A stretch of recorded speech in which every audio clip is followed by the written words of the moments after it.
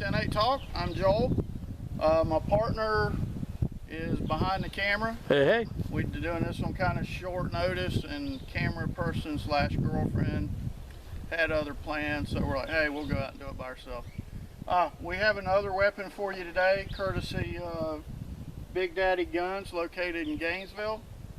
855-682-4872 is their toll-free number. They've moved into a little bit bigger shop. If you're in the area, go by and check it out. If not, check out their website.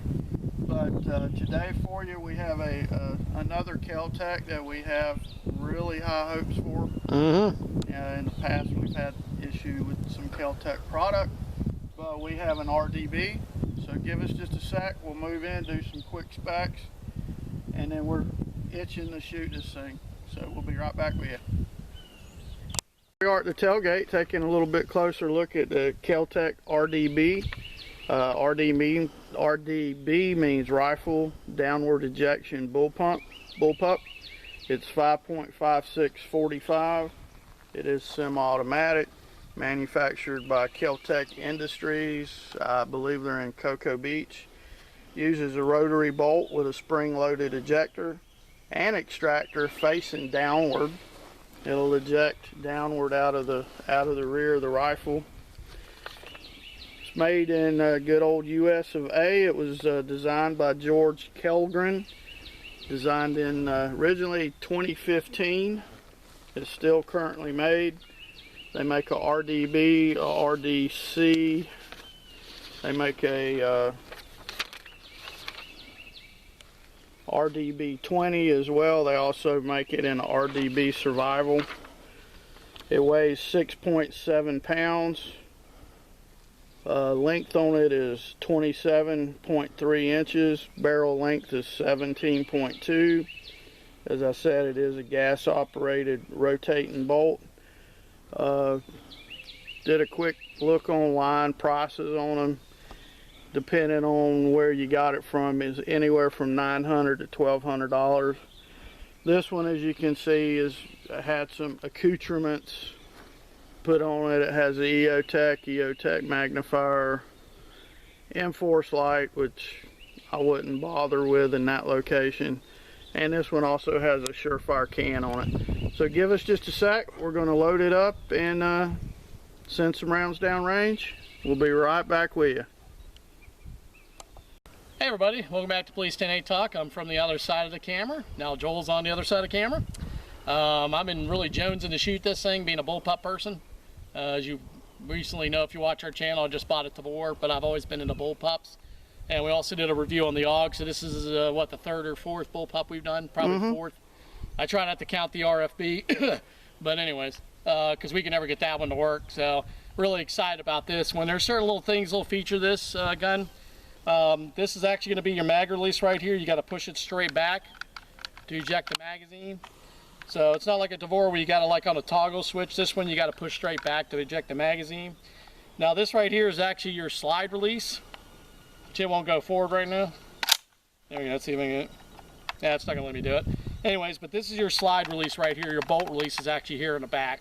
Kind of an interesting place for it, but it's nice to have it because if you need to hold the bolt open, you can push this off. Granted, it's not exactly easy.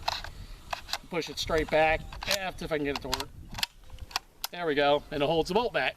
So, there we go. Actually worked that time. So anyways, that's your bolt release on here. Okay, there's your safety lever. It's a real short throw here between safe and fire. Actually, overall, I like it. It's actually not that bad. It's easier to hit it with my thumb on that side for some reason. It's a little, I don't know why, it's a little difficult for me to get it with my thumb on this side. So where's the ejection port? Ejection port, right? RDB stands for Rifle Downward Ejecting Bullpup. This is actually where it ejects at. It throws the shell straight down. The magazine goes in here, and this is where these shells are ejected from. It does have a really nice rubber butt pad on it. The one thing I like, but I don't like, is the charging handle, because it's HK-esque. Comes out like this and pulls it back.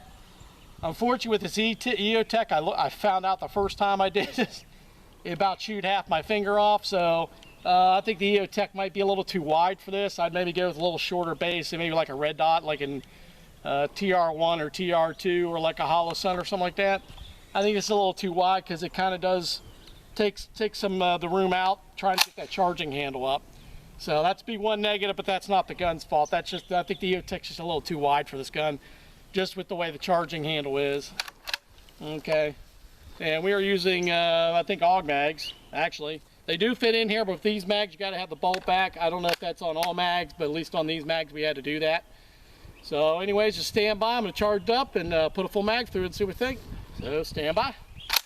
We're ready to go. Going hot. Hot.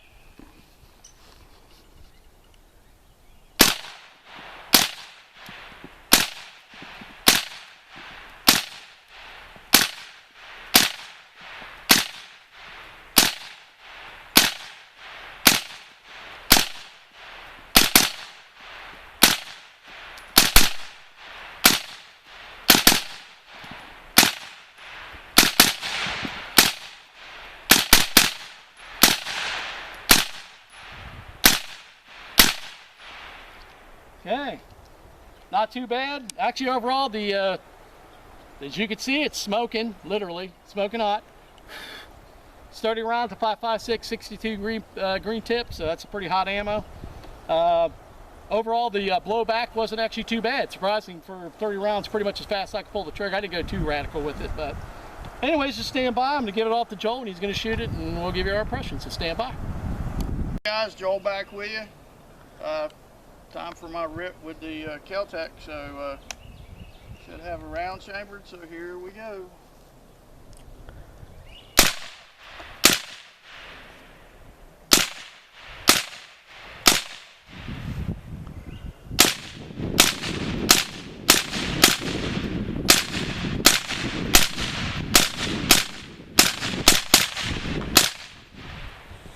Got him, Nitty?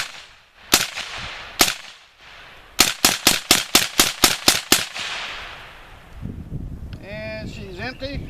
We'll be right back with you. Hey everybody, it's Officer Bosco. Welcome back to our review of the Kel Tec RDB. It worked. Woo, 110%. Unlike the RFB, which we had multiple problems with.